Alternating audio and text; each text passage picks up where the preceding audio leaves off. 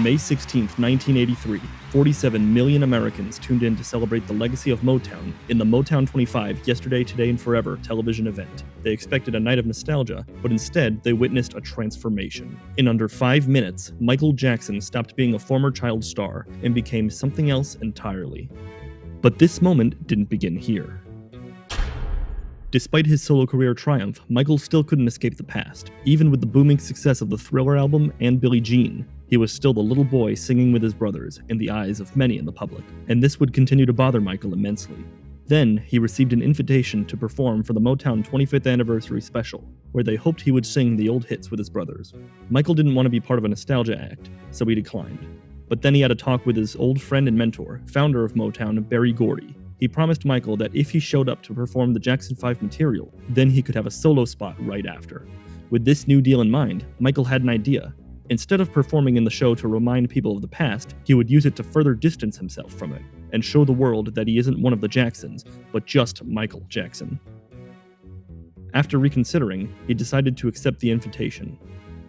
In the weeks leading up to the big event, the world was growing excited to watch a spectacle honoring one of America's most impactful and important record labels. A legendary cast of artists were set to perform in the program, including Lionel Richie and the Commodores, Marvin Gaye, Smokey Robinson and the Miracles, Diana Ross, Stevie Wonder, and more. But the center of attention was on the Jackson 5 reuniting with the breakout solo artist of the group, Michael. On the evening of May 16, 1983, 47 million people gathered around the television to watch Motown 25. This represented an incredible 35% of all households in the United States that owned TV sets. In the first 40 minutes of the show, the audience was treated to amazing performances by the label's biggest stars, along with interludes of guests and historical footage. Following the performances by Smokey Robinson, Stevie Wonder, Marvin Gaye, and the Commodores, the next act would be introduced by legendary comedian Richard Pryor. I told you before this evening was going to contain a lot of wonderful surprises, and I wasn't kidding. Like this next group, for instance. In a rare piece of tape made at their very first audition in Detroit, you can already see that this was a group to be reckoned with. But nobody, no matter how good they are at reckoning, ever reckoned that they would become legends before they were out of puberty. And now, ladies and gentlemen, here they are, together again for the first time in 8 years, the original Jackson 5, Jackie, Marlon, Tito, Jermaine, and Michael. Surrounded by old friends, mentors, influences, and an adoring audience, the Jackson 5 emerged on stage in glittering outfits, like they had been cosmically transported to the stage, and the lingering stardust remained on their outfits. However, one brother shined brighter than the rest, and throughout the performance took front stage and commanded the attention of the crowd. While Michael had commonly been placed in the center of the Jackson 5 performances, tonight he was in front of them, performing as if they weren't even there. He confidently sang lead and showed off some classic moves. He performed a medley of old hits, I Want You Back, The Love You Save, Never Can Say Goodbye, and ending with a knockout rendition of I'll Be There. And all throughout, even when his brothers would do a synchronized dance, Michael would do his own. This was the first inkling of what Michael was preparing to do tonight. And after a bow and a friendly goodbye, his brothers leave. And Michael salutes their exit with this speech. I have to say, those were the good old days.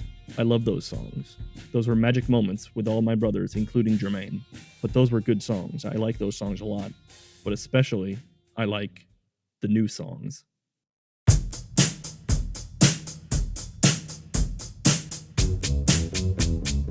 Then the real performance began. Through the Trojan horse of nostalgia, Michael suddenly debuted the first live performance of his recent solo smash hit, Billie Jean. The music immediately stood out from the old hits, with its tight rhythm, swaggering strut, driving bass line, instantly recognizable melody, and deeply layered atmosphere. The stage is simply lit, with a single spotlight on Michael that can barely keep up with him at times. This humble staging serves to draw all attention to the subject, deliberately making Michael the center of attention. This was far from the only deliberate decision that he made for this performance. In fact, every aspect of the performance was carefully designed, and the most careful design went towards his outfit. The all-black attire is a staple of live performance and puts Michael in league with his greatest performance inspirations like Charlie Chaplin and Fred Astaire. Black clothing is often worn by dancers because it redirects the viewer's attention from the detail of the body to simply the lines of the body. This is why Michael almost exclusively wore black pants, to create a silhouette that put the form of the dance at the forefront. But this darkness is counterbalanced by his white socks and one glove.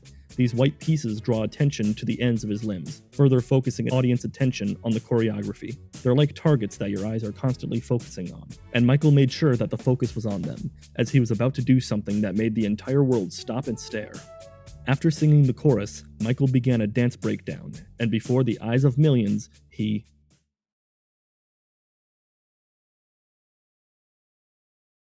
On the night of May 16, 1983, the world crowned Michael Jackson the king of pop.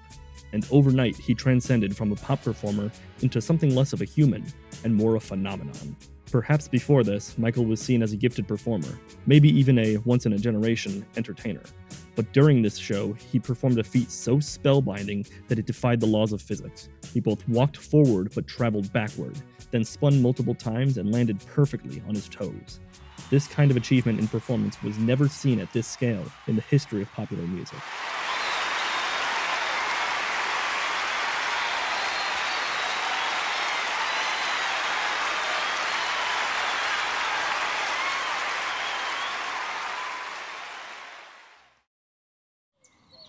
The morning after, Michael was unsure of the effect of his plan. Did he achieve his goal of showing the world that he was not just a Jackson, and that he could be a kind of performer that the world never had but always wanted? These were the questions that were swirling in his head. But then he got a call from a very special individual, Fred Astaire, the legendary actor and performer, commonly referred to as the greatest dancer in popular music history. He gave Michael a rave review of the performance, calling him the greatest dancer of the century. He would even go on to say, "I didn't want to leave this world without knowing who my descendant was. Thank you, Michael." As could be expected, Michael was absolutely thrilled to receive such high esteem from his greatest performance inspiration. He would hold this close for years to come, but while Michael was convinced of his performance, the world around him obsessed over it. The single for Billie Jean sold immensely, later being certified diamond for selling over 10 million copies. It would go on to become one of the highest-selling singles ever released in the history of music. The song and the performance would become Michael's signature, and would have a space on every tour he ever embarked on. The hat, the sparkling outfit, the white socks, the loafers, and the single white glove would immortalize Michael Jackson as something far larger than a human. And the move that made it happen, the Moonwalk as it would be named, would go on to become the most famous dance move in the world. And to think that it came from a television special, a night that was meant to celebrate the past, but it ended up creating the future.